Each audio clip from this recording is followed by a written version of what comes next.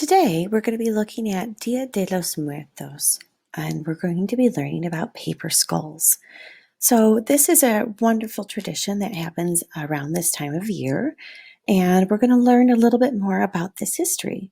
So on this page, you can already see some of the papers that you're going to learn about those, about the sugar skulls, and about the importance of the makeup and what Dia de los Muertos means. So here is a video that we're going to look at just to give you a little bit of history, and I'm going to click and open this up for us. The Day of the Dead has nothing to do with Halloween. It's called Dia de los Muertos. Today, in Mexico, families celebrate Dia de los Muertos by preparing for the return of their loved ones. Dia de los Muertos wouldn't exist without the ofrenda, or the offering. It's a collection of things placed on an altar to remember our loved ones who have passed away. Back at home, the ofrenda is created to welcome the spirits back. Food plays a huge role in helping pay respect to loved ones. A lot of the traditional food and drink on Dia de los Muertos comes from a blend of Spanish and indigenous beliefs and practices. A common food item is pan de muerto, my personal favorite, or bread of the dead. It's a sweet and eggy bread shaped into people, animals, bones, and skulls. The sweet smell is said to help the dead find their families. The Spaniards are said to have brought the bread tradition to Mexico, but some say the design of the bread had roots to Aztec traditions. The bread is usually designed with 4 lines on top. Some say it represents the 4 cardinal points on the Aztec calendar. Others say the lines represent the bones of those who have died, and the center of the bread represents the heart or the skull. Other food in the ofrenda can include mole, fruit, and sweets. Drinks are put out too. There is pulque, a sweet fermented beverage made from agave sap. Pulque is sometimes mixed with nuts and fruits to make pulque curado. This drink was first drunk by the ancient Mesoamericans, like the Mayans and Aztecs. It was served at important religious festivals and celebrations. Champurrado is also a traditional go-to drink and also has roots to the Aztecs. It starts with atole, a thin, warm porridge made from corn flour, sugar, cinnamon, and vanilla. But then Mexican chocolate is added to it.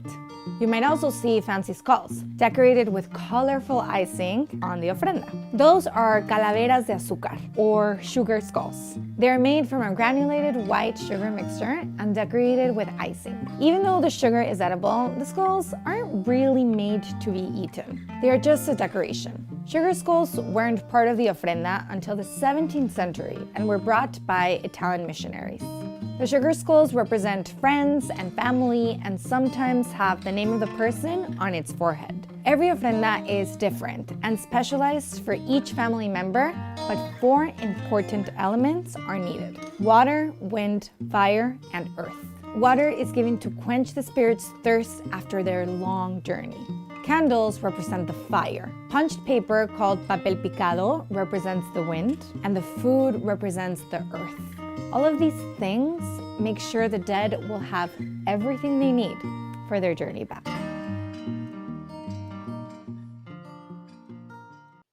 Now that we've learned a little bit more about the history about Day of the Dead, what I want you to learn and watch on here is why skull makeup is so important and how this artist contributes her designs onto this comedian's face. So as you're watching this, start coming up with ideas. What are some things that you like? What are things that you might want to add onto your very own one that you create today? I will have several different examples and ideas of other artists and ones that you might find out there on how to create our own mask today. So let's take a look at this video. Skull makeup is arguably one of the most borrowed elements from the Dia de los Muertos tradition. But this holiday is not Mexican Halloween as some people think.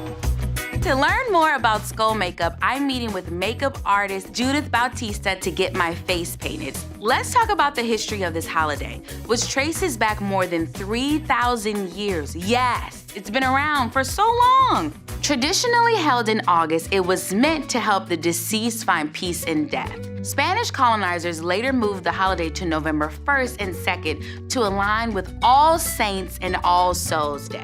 It is not a gloomy or morbid occasion, but rather a colorful holiday, all dedicated to remembering and celebrating. Yes, we celebrate the lives of those who passed on. The holiday's signature calavera, or skull, was created by cartoonist Jose Guadalupe Posada and later popularized by the famous artist Diego Rivera. Known as La Catrina, she represents the Mexican tradition of welcoming death. And I cannot wait for Judith to do my makeup too.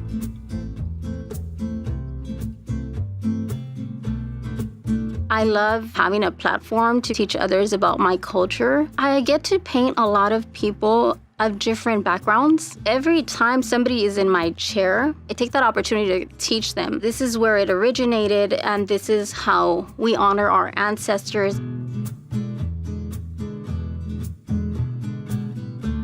In our culture, death is not seen as something to be feared. It's something to be seen as another step continuing the circle of life. So skull makeup is mostly a celebration of life.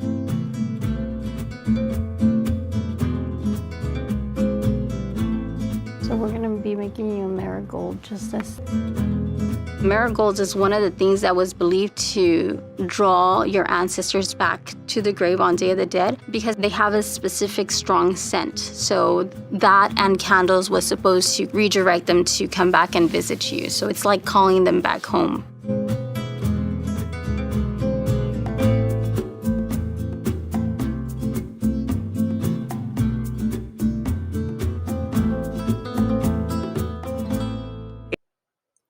In your Google Classroom, you will notice that I have a virtual art room again for this week because I have materials I would like to share with you. You can click on the video itself in order to see this entire video in there. You can also click on the design of the skulls so you can have different designs of ideas that you could place inside of your skull, as well as to get some ideas on coloring as well. Remember, once you are complete, to go back to your classwork, click on the assignment and submit a photo of whatever you completed for the day. And we will continue working on this until we are complete. Today we're going to be making our symmetrical Day of the Dead skulls. Here's my completed example. And for you, you're going to learn how to make one side and the other side symmetrical. To begin our project, today we need a piece of paper and a marker or a pencil, or if you have a pen. And you'll notice in our virtual art room, I have many different skull examples, and this is a great resource that I found online from the kitchen table classroom. So there are a variety of different ideas and concepts of how to fill like these flowers and just really creating those skulls. And there's even a template for a basic one. So if you felt like you didn't want to draw the skull while you were at home, you could try to trace it. So you could always place it underneath of your paper and be able to try to trace it that way. However, I'm going to show us how to do it. So here we go. I'm going to first draw the nose, and the nose to me looks like an upside down heart. And then the next thing is you want to draw this rather large, almost arc or rainbow at the top. So it's about midway with that heart. Oh, I see my hair got in the way. And then you're going to do these two curves like this. Now I just draw a little bit of a line arc underneath and I connect it to the other side, and there is my skull. Next, we're going to add in two eyes.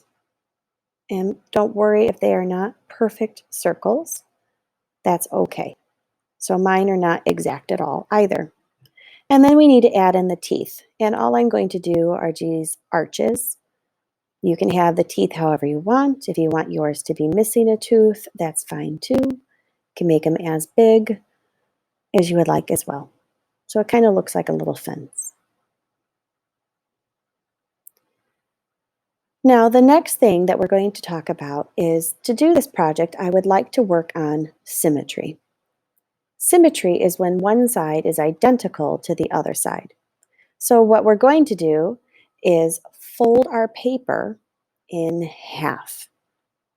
So I'd like you to take a moment and just think about how you're going to fold your paper in half.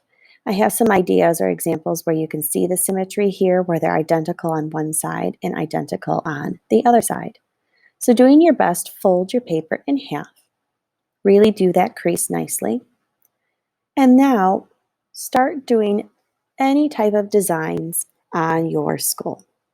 So you'll see here, I'm going to get inspiration from a variety of different skull designs that I have available in our Google Classroom, that virtual art room I shared with you there.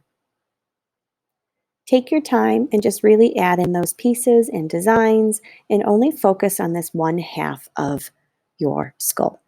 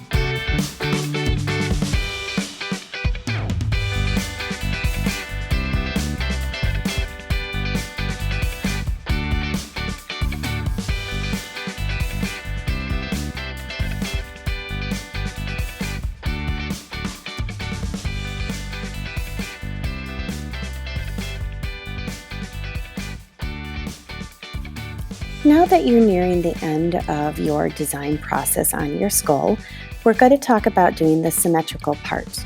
So you can go in and add in those extra little details. And here I'm just adding in some extra lines, some dots, things to just kind of bring it to life a little bit further. And then we're going to replicate this by tracing it from the other side. And I will show you a couple simple steps on how to do that.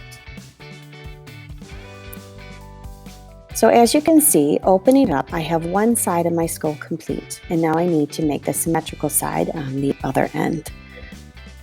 So there's an option. You can either put this up to a window if you're at home and you can easily trace, or I found a white image on Google Images and I was able to place my project on top of that as well, and you can see through a lot better. So I just found a white image, I made it really large, and then I was able to use that as a light source. You can do that on your Chromebooks and be able to trace as well. I know it's hard and difficult to see on here, but to my eye, I was able to see how that was working. Another option would be to hold it up to the light. So if you're holding it up to the classroom light, you can see, and I'm using my phone here as a reference, that you'll be able to see the lines that you did and be able to trace that. I know the easiest one for me is to go up to a window, but we're not able to do so. So you can either hold it up to on your Chromebook or hold it up to the light, or just push down and work in small sections. And that is how you're going to trace and create your beautiful symmetrical piece. Here is my completed part. As you can see, we started here. Now it's identical on the other side. And when you open it, there is my symmetrical skull. Once we're done with this, we're going to color it. Great job, everybody.